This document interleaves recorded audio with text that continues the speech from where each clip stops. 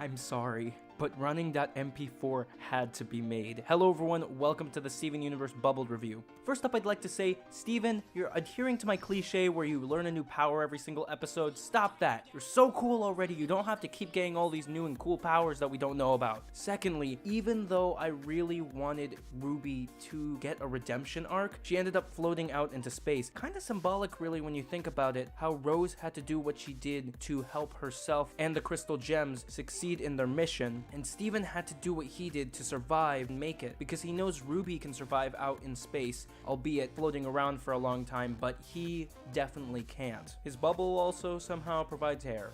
Who knew? Like I said, I wanted Ruby, or Eyeball, to develop into her own character and really become a Crystal Gem, because it seemed as if they were focusing a lot on her in the previous episode, of her being from the previous Gem War, hearing about Jasper, all that stuff. But even though it was cute and funny when they were running around in the bubble, it was kinda scary what actually was happening. Ruby realized that she could kill Rose and attain power, and because of that, she went around with a dagger trying to stab her, or Steven. And it wouldn't seem all that bad to a Ruby because it's not really as big of a deal, they can reform, but Steven, we have no idea what he can do. He even asked the question, what happens to me when I do? And thank you, Steven, for finally asking the question we've been waiting for you to say for the past like year and a half now. It gives more context to Rose as to what happened. There's a theory that's been floating around that Pearl actually shapeshifted into Rose and killed Pink Diamond, and it's kind of feasible. There are different skin tones, her reasoning as to why she doesn't want to shapeshift, masking it with it being vulgar, and especially her reaction in Back to the Moon, it kind of fits. However, I don't think necessarily that's gonna be true, but it's a really interesting theory that has a lot of food for thought. But Ruby shows a recurring theme in Homeworld Gems, even though Jasper was born on Earth, that they have a set goal in mind, and when they pursue it, they won't let up. And even though Ruby is born to do a specific job, she knows that she can do more and get more power. And that's really interesting, having a sentient creature do that as opposed to machinery. That kind of makes me wonder, why use sentient life